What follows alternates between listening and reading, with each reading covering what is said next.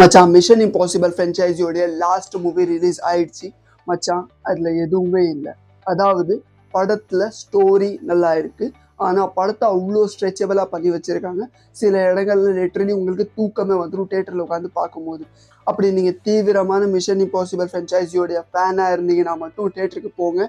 ஏன்னா இந்த படம் காமன் ஆடியன்ஸ்க்காக செய்யப்படலை. அப்படி காமன் ஆடியன்ஸ் பார்த்து என்ஜாய் பண்ணணும்னா இதுக்கு முந்தி வந்த படங்களை பார்த்தாங்கன்னா அவங்களுக்கு அதில் ஏகப்பட்ட ஆக்ஷன் சீக்வன்ஸ் பார்க்க கிடைக்கும். பட் இதில் ஆக்ஷன் சீக்வன்ஸ் வெறும் செகண்ட் ஹாஃபில் மட்டும்தான் இருக்குது. ஃபர்ஸ்ட் ஹாஃப் என்ன காட்டினாங்கன்னா இதுக்கு முந்தி நடந்த படங்களில் எப்படி அந்த மிஷன்ஸ் எல்லாம் கண்டினியூ ஆச்சு, எது கூட வந்து கனெக்ட் ஆச்சு அப்படின்ற எல்லா விஷயத்தையும் தான் காட்டினாங்க.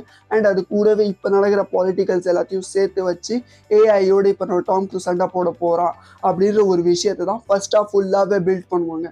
பட் ஃபர்ஸ்ட் ஹாஃப்லேயும் சில ட்விஸ்ட் அண்ட் டர்ன்ஸ் இருக்குது. அது பார்க்கறதுனால கொஞ்சம் என்கேஜிங்காக இருக்கே வழியே ஃபர்ஸ்ட் ஹாஃபில் கதைன்னு பார்த்தா அவ்வளோ பெருசாக எதுவும் இல்லை.